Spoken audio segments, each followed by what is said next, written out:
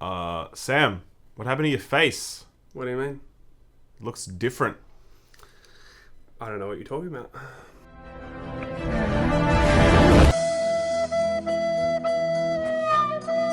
Is it true that you played so much Death Stranding this week that your beard fell off? It was just, I can't even say if it's good or not. All I can say is that my hair is falling out. So you take whatever that means, okay, guys? That's a very Kojima kind of statement. It is isn't it? actually. Very okay, Kojima. that's how I'm doing the ad for Kojima right now. The beard is off, guys. And I thought. And he's actually wearing the Kojima. We're full Kojima stand We're today. full Kojima at the moment, guys. The beard is off. I thought, you know what? Time to shave it. Time to look like a 12-year-old boy.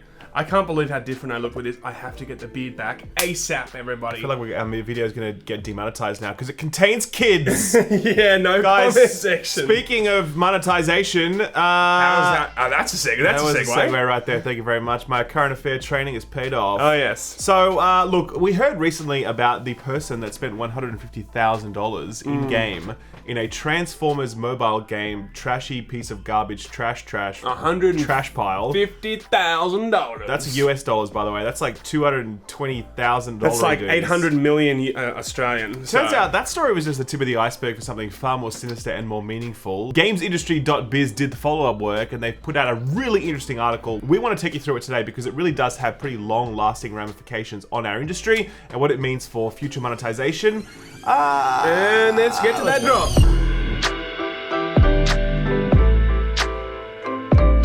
So just as a bit of background, just in case you missed the story, last week, it was revealed that someone had spent $150,000 in a Transformers mobile game. I mean, a mobile game, for God's sakes, $150,000. One person. Yeah, I mean, I just hope to God that he is some Saudi oil dude, because That's right. $150,000 is a hell of a lot of money, and I mean, I'm not surprised that it made headlines. I don't think we've ever seen a story get covered that someone has spent so much money in one game. I remember hearing that someone had spent $15,000 on Mass Effect 3 crates. That's right, yes. And I was like, whoa.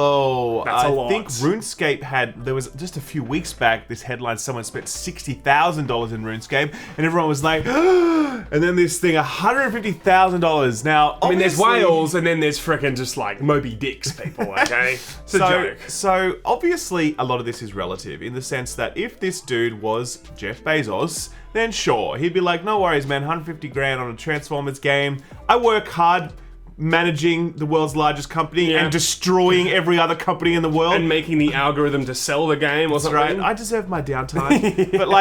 But most humans, regular humans, cannot afford that. And you really have to start wondering, can that person afford to spend $150,000 on that game, given the fact that mobile games very often try and tap into compulsive spending and FOMO and, economies of scarcity to get you spending and sort of take advantage of people who are compulsive. We wouldn't definitely know that actually is the case, though, because someone's never come out and said that they actually want to get whales in mobile games, Ralph. Yeah, this is where it gets a little bit more juicy. So the way this works is that there's a company called Yodo One, okay, and they handle in-game monetization for a number of games, including Crossy Road and the Transformers game and a few others, right? So the company's called Yodo One, and they don't make games, but they help other games monetize, right? Which I'm sure is going to be a bigger and bigger industry, but I can understand that when I first saw this, I was like, whoa, this company is dedicated to making monetization in mobile games. They must be evil as fuck. But in reality, that is actually an essential part of making these businesses profitable. It's about how they do it, and that's what we're going to get into. So the CEO's name is Henry Fong, and he gave a speech recently, and that's when he mentioned the Transformers person, 150K. I was like, what the hell, man, that's ridiculous. That got all the headlines, but the rest of what he said was actually far more compelling, because what he goes on to say is that right now, his organization is training up an AI, which is capable of identifying whales in games. And right now they've got that to an 87% level of accuracy within 14 days. So that means that when you start playing a game, within 14 days of playing it, he is able to assess with an 87% level of accuracy whether you are a whale and you're going to spend big. He says that he can get that up to 95% accuracy very soon. The AI is trying to predict which players could become a whale, Fong said. We built a data model that analyzes the behavioral differences between people that become whales and people that leave the game or don't spend any more money. We were looking at characteristics like spending patterns, spending velocity, the amount of time they spent in-game, how many sessions, what they would buy, what guilds they're in. Yeah, I'm actually surprised that we hadn't seen this earlier. I thought that this stuff was already kind of run rampant in the industry, but now it's good to see, well, not good to see, but it is good in some way that now it's brought to the surface that we can start discussing these things and discussing, the impact it's going to have on gaming and monetization in general. Now, they've apparently been using this kind of AI and the information from the many games that they've been working on for some years to really start building this AI and teaching it what to look for. Yeah, he said it took about a month to build the technology, and then they fed it with years worth of data, and right now it's capable of crunching in a single day what would take a human like a year, right? Obviously, because that's how AI and that's how the Matrix works. Exactly, that's how the Matrix works, right? So you might say, okay, cool, well, what is that, who cares, right? What does that mean, right? But he really goes on to talk about the kind of impacts that this sort of targeted identification of whales could have. Once you know that this is a potential whale, they could go either of two ways. They can stay in the game and become a whale, or they can decide that this game is not for me, I'm going to take my money and go elsewhere, Fong continued. By being able to predict who they're going to be, we can then start to analyze how to keep them in the game and analyze their behavior. How do I increase their sessions? How do I increase their session times? How do I gently present them a very attractive in-game bundle that is going to help them stay in the game? Yeah, I think it really comes down to how is this data going to be used? It's one thing to keep them in the game, but I think what does it really mean for the future of how games are tailored to individuals?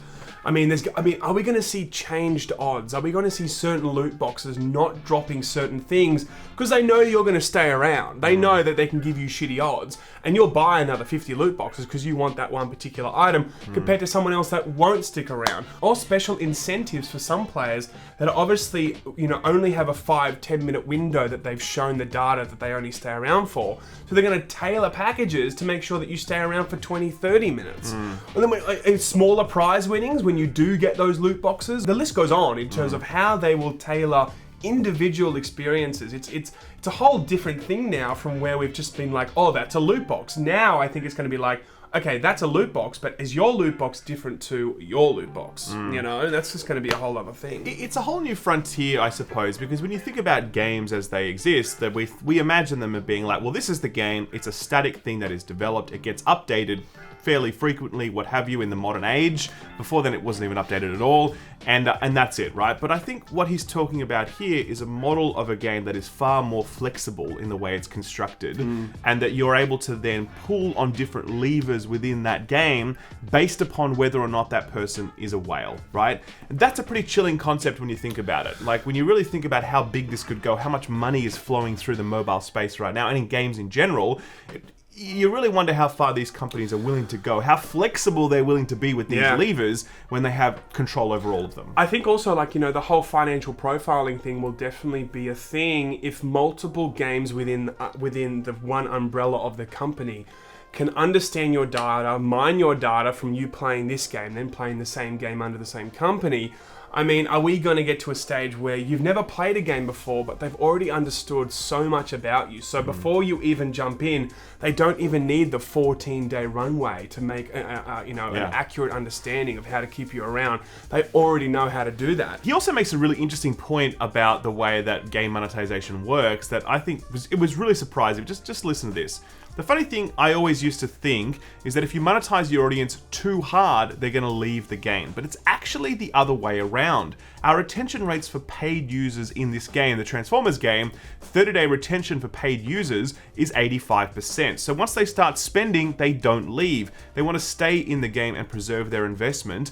And when they stay in the game, they spend more. So this company's naturally got an incentive to get people spending anyway, but now they're aware that when you start getting people spending, that they're kind of locking themselves into an investment and they want to stay longer to continue to spend more. And that's really disappointing data to see, because I think, if the more companies latch on to that idea, we're just going to see monetization in general in games get worse and worse. If they think that's the way to keep you around, just make it more grindy, make sure you got to spend more. That's why Breakpoint was designed the way it was, ladies and gentlemen. That's why Ubisoft were ahead of the curve on this one, man. I just can't put it down, everybody. I just can't put it down. I spent $1,000 in there. I can't put it down at this point. I've wasted $1,000, but you think I'm going to lose $1,000 of investment? But I have to keep playing. That's a legitimate thing, though. That's exactly how it all works. The more money you put in, of course, you have to continue to put you have to continue to justify why you put that money in. For sure. But it comes down to like the future of monetization, I think, is not going to just be that's a loot box. It's going to be more like this monetization environment now is going to be so tailored to the individual that, you know, the loot box fight is one thing, but we're going to see another frontier entirely now. Tailored experiences that are really tapping into your brain, your individual brain, Yeah. that I don't think we've ever seen before. you Yeah, know? I really wonder, like, the long-term ramifications of this as compared to, say, other industries like gambling, for example. Now, I wonder, and I don't know gambling legislation, so I'm not going to pretend to know, but I'm going to guess that at least most countries, there's probably some laws somewhere that stops gambling companies from targeting problem gamblers or from offering them specific odds to get them to gamble more. Like, I don't know, but I'm sure at least some countries have rules around this. I don't know, right? It just seems crazy to me that in the gambling industry, we would allow these companies to prey on problem gamblers.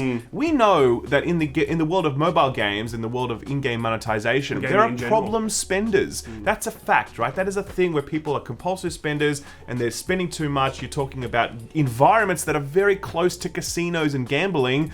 And now you're essentially opening up a front. These companies are able to target people in a way that feels extremely predatory because it says, you are someone in our sights. You are someone that we know is a whale and is going to spend big. So we're really going to do everything we can to get you spending more and more. The whole landscape of how a certain game might be reviewed or spoken about prior to launch, I mean, it's just going to be like your experience in terms of the grind, drop rates, the difficulty to get, you know, the 100% of the entire game will potentially dramatically be affected by your track record of how much you've spent and how much you've played other games. Yep. Your entire experience now for future games may actually be completely affected by how you spend now and how you play games now. Yeah. It's going to be really weird to see in the future, potentially, one YouTuber review a game and say the grind was X amount, and then another YouTuber or another media outlet saying it's a completely different experience. And I actually think that we might see that, you know? Yeah, I mean, look, I know we're being very, like, dramatic, you know, fire and brimstone, whatever. But loot boxes were dramatic. Correct. You know? This is the point. Like, this is definitely the next frontier of this battle. Like, we had, like, you know, horse armor back in the day, and everyone's like, that's dumb. And then, obviously, microtransactions have completely taken over now, and they're gutting some of our favorite games. Sure. We've had loot boxes, which have become an absolute plague across this industry, and completely taken over in mobile spaces in particular. You know, this is the next frontier, because what you've got here is a model that is so much more targeted, so much more sophisticated. Why wouldn't companies do exactly this thing, and why wouldn't that spread to all parts of games? And look, it might just be in mobile. It's not going to be. I'm just sure mobile. it's. I'm sure it's in AAA also. But look, until we've actually got some sort of clarification for other games, let's just assume it's only in mobile for now. It's definitely going to be in AAA gaming. It's just a matter of time. If not, it's already there. So we're going to see a lot of games that we know and love also tailor the experience and just potentially just, you know, completely destroy, you know, the game based on what they think, you know, will keep you around for longer, you know? Yeah, it's a worrying time. I mean, look, you know, Whatever, we'll see. guys. At the end of the day, I'm playing Outer Worlds right now. No microtransactions in that bad boy. Death Stranding. No microtransactions in Not that. a single one. Thank you, Kojima. We love you. We love you, man. Appreciate you.